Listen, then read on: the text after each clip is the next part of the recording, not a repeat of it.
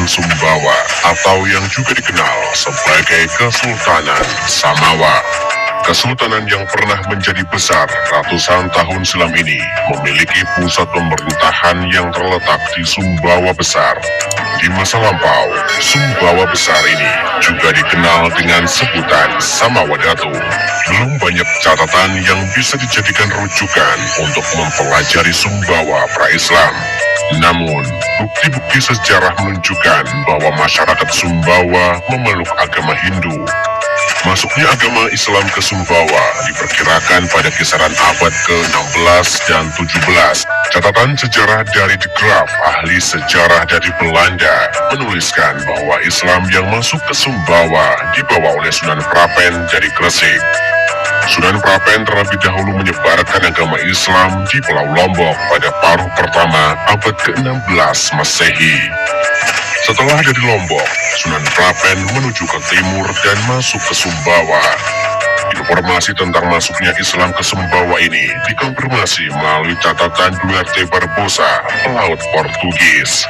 Di Sumbawa, Sunan Prapen menyebarkan agama Islam ke Taliwang, Seran, dan Bima. Beberapa catatan lainnya menunjukkan tentang relasi antara Kesultanan Gua Talo dengan Sumbawa. Relasi yang bermula dari perdagangan itu juga turut serta membawa para mubalik dari Goa untuk menyebarkan agama Islam di Sumbawa. Catatan klasik tentang Sumbawa memang tidak banyak ditemukan, begitu halnya tentang ihwal berdirinya Kesultanan Sumbawa. Sejarah menyebutkan bahwa Kesultanan Sumbawa berdiri pada tahun 1648. Dewa Masjini menjadi pemimpin pertama Kesultanan Sumbawa. Pada saat itu, pemimpin Sumbawa belum menggunakan gelar Sultan. Pada masa awal ini, Sumbawa masih dalam proses transisi dari Hindu ke Muslim. Dewa Masjini sendiri memiliki istri dari Talo yang bernama Karaeng Panaikang. Istri Dewa Masjini merupakan putri dari Sultan Harun al-Rashid, pemimpin Talo. Di masa-masa kepemimpinannya, Dewa Masjini membangun sebuah istana yang diberi nama Bala Karang Minyak. Istana ini menjadi kediamannya sekaligus pusat pemerintahan. Pada masa-masa awal berdirinya, Kesultanan Sumbawa memiliki 3 fasa kekuasaan yang meliputi Kedatuan Seran, Kedatuan Taliwang, dan Kedatuan Jereweh. Dalam menjalankan pemerintahannya, Sultan Sumbawa dibantu oleh Majelis Pangantong Lima Olas. Majelis ini memiliki fungsi setara dengan menteri. Majelis Pangantong Lima Olas merupakan majelis pemerintahan yang terdiri dari Menteri Telu, atau majelis yang terdiri dari 3 orang menteri, Mamanca Lima, atau majelis yang terdiri dari 5 manca, Lelurah Pitu, atau majelis yang terdiri dari 7 lurah. Sejak awal berdirinya, Sumbawa telah menjalin kerjasama baik secara ekonomi maupun politik dengan kerajaan-kerajaan lainnya seperti Bima dan Gua Talo. Tahun 1668, Dewa Masjini mengundurkan diri dari tahta. Kesultanan Sumbawa kemudian dipimpin oleh adiknya, Dewa Maskowa. Di masa-masa ini, budaya Hindu serta animisme dan dinamisme masih kental. Dewa Maskowa memiliki istri putri dari Raja Klungkung, Bali. Beberapa pusaka dari Klungkung juga dibawa ke Sumbawa seperti keris Batara Sukin dan tombak Tear Penerangan. Dewa Maskowa bertahta hingga tahun 1674 karena mengundurkan diri. Tahta Sumbawa selanjutnya dipegang oleh Sultan Harun Rashid. Sultan Harun Rashid merupakan putra dari Dewa Mas Penghulu, kakak perempuan dari Dewa Masjini dan Dewa Maskowa. Sultan Harun Rashid mewarisi kondisi kesultanan yang masih penuh dengan pengaruh animisme, dinamisme. Penerapan hukum Islam secara penuh di Sumbawa pun mulai dilakukan dengan penggunaan gelar sultan.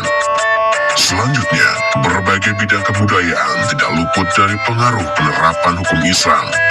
Kemudian muncullah pepatah Sumbawa, adat Barentiko Syara, Syara Barentiko Kitabullah, yang artinya adalah adat berpegang pada syariat dan syariat berpegang pada Kitabullah. dan dilanjutkan dengan Kerik Salamat Tau ke Tanah Samawa yang artinya keselamatan dan kesejahteraan bagi penduduk dan bumi Samawa. Selain masalah keagamaan, Sultan Harun Rasyid juga mengembangkan pertanian untuk memenuhi kebutuhan pangan masyarakat Sumbawa. Bidang pertahanan dan keamanan pun tidak luput dari perhatian Sultan Harun Rasyid. Di masa pemerintahan Sultan Harun Rasyid inilah masyarakat Sumbawa hidup makmur karena pertanian yang maju serta keamanan yang terjaga. Hubungan Sumbawa dengan negara di sekitarnya juga terjalin dengan baik. Permaisuri Sultan Harun Rasyid yang bernama Halimah Daeng Tomika Raeng Tanis Sanga merupakan putri dari Sultan Gotalo. Begitu halnya Sumbawa punya hubungan dengan Kesultanan Bima. Dewi Iya, putri Sultan Harun Rasyid, menjadi permaisuri Sultan Hasanuddin dari Bima. Tahun-tahun pemerintahan Sultan Harun Rasyid, situasi politik di Nusantara ditandai dengan semakin menguatnya VOC di beberapa wilayah. Namun, dominasi VOC di perairan Sulawesi dan Maluku belum mengarah ke aksi militer di Nusa Tenggara. Tahun 1702, Sultan Harun Rasyid mundur dari tahta dan menyerahkan kepemimpinan kepada putra keduanya, Amasa Dewa Mas Madinah. Putra kedua Sultan Harun Rasyid ini menggunakan gelar Sultan Jalaluddin Muhammad Shah, sedangkan Sultan Harun Rasyid kemudian menjadi pemimpin pasukan Kesultanan Sumbawa dengan gelar Datu Loka. Sultan Jalaluddin memperkuat dasar-dasar pemerintahan berdasarkan adat Barentiko Syara Barentiko Kitabullah. Dasar-dasar utama pemerintahan yang dibuat oleh Sultan Jalaluddin adalah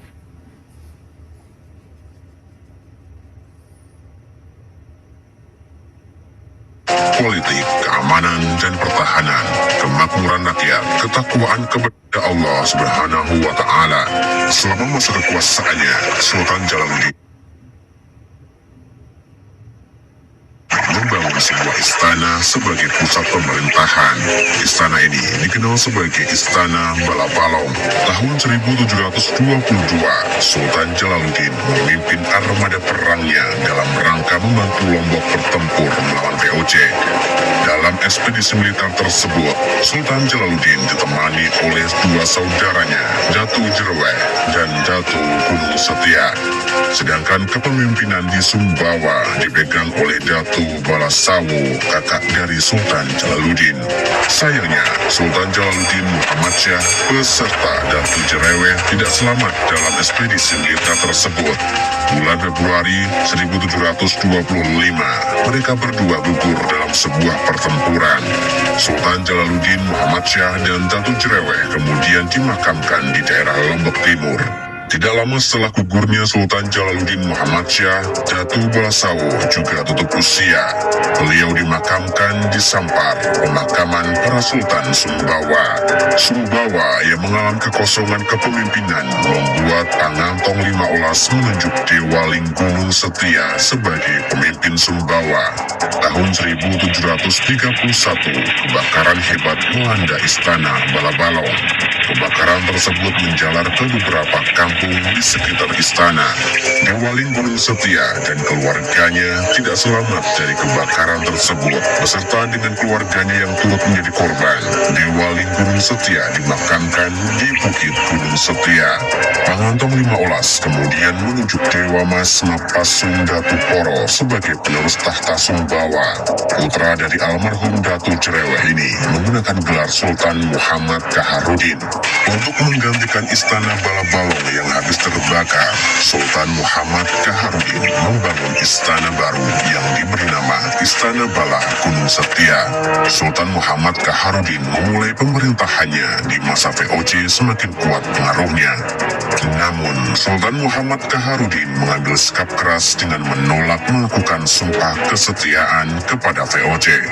Kesultanan Sumbawa mulai menghadapi tekanan dari VOC yang telah menguasai perairan di Nusantara bagian timur. Kuatnya pengaruh VOC di perairan timur Nusantara bukan hanya secara militer, tetapi mereka telah berhasil mengendalikan perdagangan. Saat itu, target VOC adalah melakukan monopoli perdagangan di seluruh kawasan, termasuk Kesultanan Sumbawa. Pendekatan yang dilakukan VOC adalah dengan cara diplomasi. Mereka berupaya keras membujuk Sultan Muhammad Kaharudin agar tunduk kepada VOC melalui sumpah kesetiaan, hal yang ditolak mentah-mentah oleh Sultan Muhammad Kaharudin. Hingga bertahun-tahun berikutnya, VOC tidak melancarkan aksi militer atas Sumbawa karena konflik peperangan di Jawa yang berujung pecahnya Mataram banyak menyedot sumber daya mereka. Tahun 1759, Sultan Muhammad Kaharudin tutup usia. Kepemimpinan Sumbawa dilanjutkan oleh permaisurinya karena Sultan Muhammad Kaharudin tidak memiliki putra. Bergelar Sultanah Siti Aisyah, permaisuri almarhum Sultan Muhammad Kaharudin menjadi perempuan pertama yang memimpin Sumbawa. Beliau naik tahta berdasarkan keputusan musyawarah Pangantong Lima Olas beserta petinggi istana lainnya. Kepemimpinan Sultanah Siti Aisyah tidak berlangsung sebagaimana mestinya. Terlalu sering terjadi konflik dengan para menteri dan pejabat tinggi istana.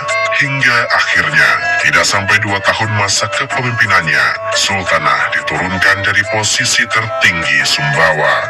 Setelah tidak lama memimpin Sumbawa, Sultanah Siti Aisyah memilih pergi ke Bima hingga akhir hayatnya. Tahta Sumbawa dilanjutkan oleh Sultan Lalu Onye Datu Ungkap Sermin. Konflik dengan petinggi istana terus berlanjut dan hal ini membuat Sultan Lalu Onye Datu Ungkap Sermin memilih meninggalkan Sumbawa dan pergi ke Bima.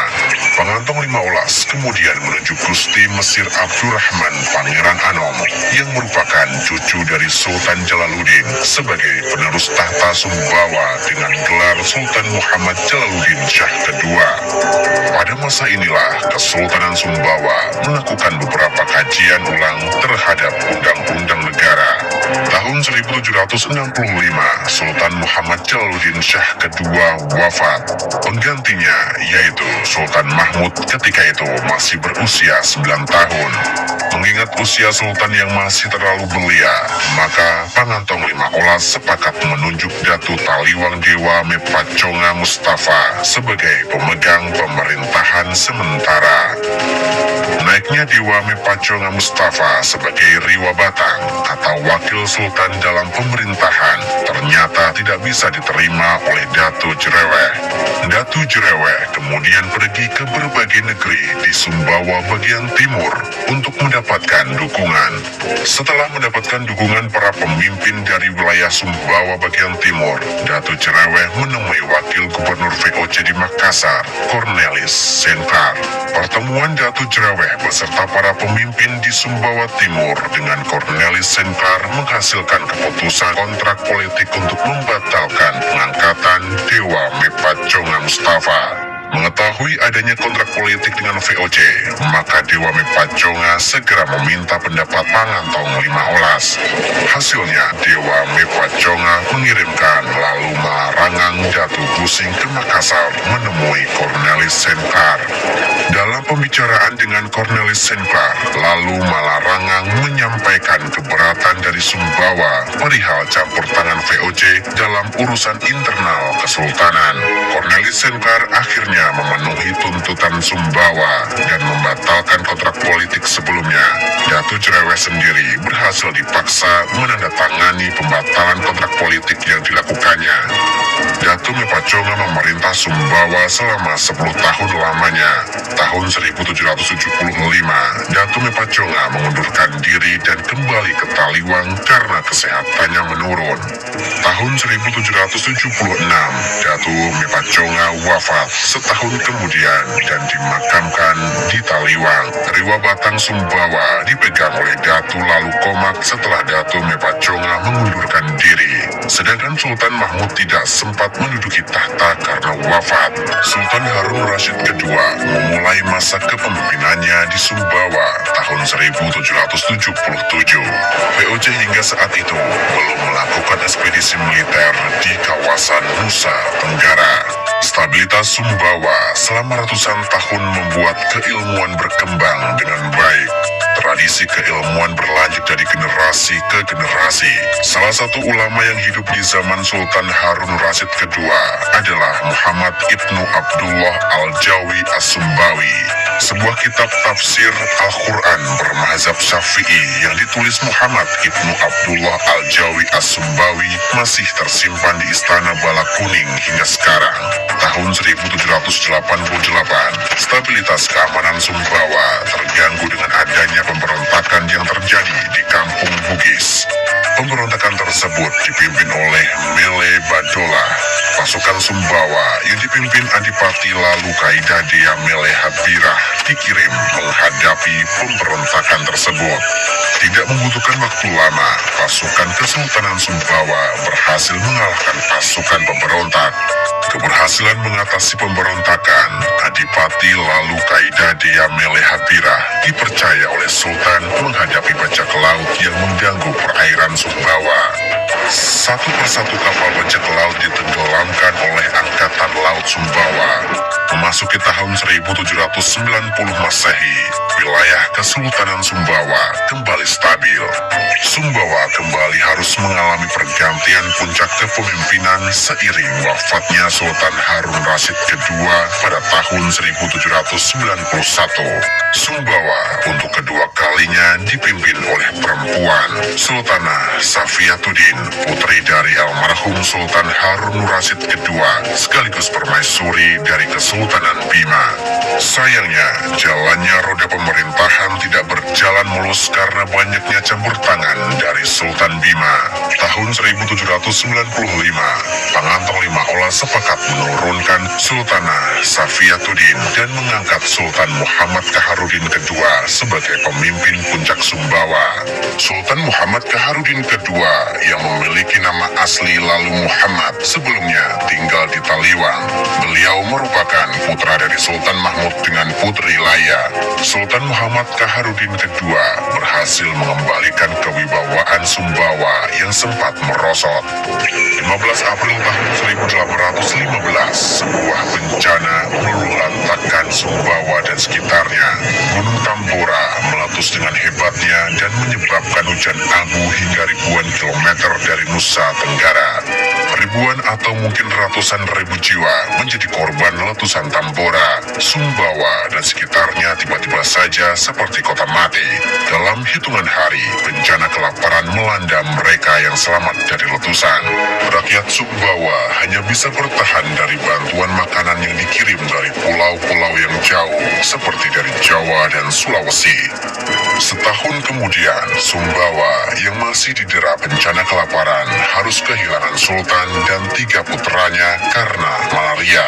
Almarhum Sultan Muhammad Kaharudin kedua meninggalkan 5 orang putra yang masih sangat kecil. Pangantong Lima Olas kemudian mengangkat Nene Ranga Mele Manyurang sebagai Rewa Batang. Selama kepemimpinannya, Nene Ranga mencoba memulihkan perekonomian Sumbawa yang mati suri.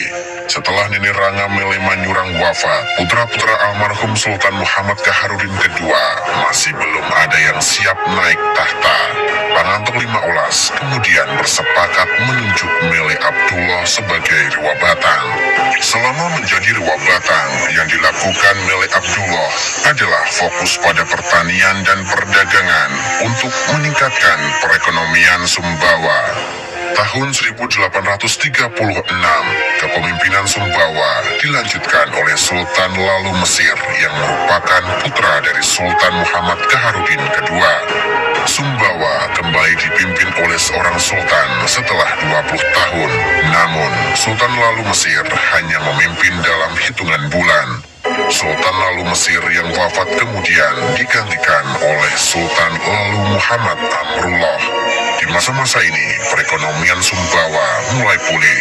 Sultan Lalu Muhammad kemudian mendatangkan bibit kopi Arabica yang ditanam pada pegunungan Batu Lanteh. Perdagangan Sumbawa yang meningkat pesat membuat Sultan Lalu Muhammad membeli kapal dagang yang berlayar hingga ke Singapura. Tahun 1883, kepemimpinan Sumbawa beralih ke Sultan Muhammad Jalaluddin Shah ketiga. Pada masa pemerintahannya, dibangunlah istana dalam Loka, menggantikan istana Gunung Setia yang terbakar. Memasuki abad ke-20, hubungan Sumbawa dengan Belanda memburuk. Perang pun tidak terelakkan karena Belanda yang terlalu campur tangan masalah internal kesultanan. Tahun 1906 hingga 1908 terjadi Perang Sapulaga yang dipimpin oleh Launu Sinrang Dea Mas Manuro.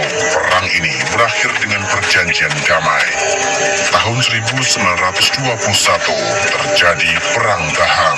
Pada perang ini, pasukan Kesultanan Sumbawa dipimpin oleh Baham. Kepemimpinan Sultan Muhammad Jalaluddin Shah berakhir pada tahun 1931. Sultan Muhammad Kaharudin III melanjutkan tahta Kesultanan Sumbawa. Awal tahun 1943, pecah Perang Dunia Kedua di Asia.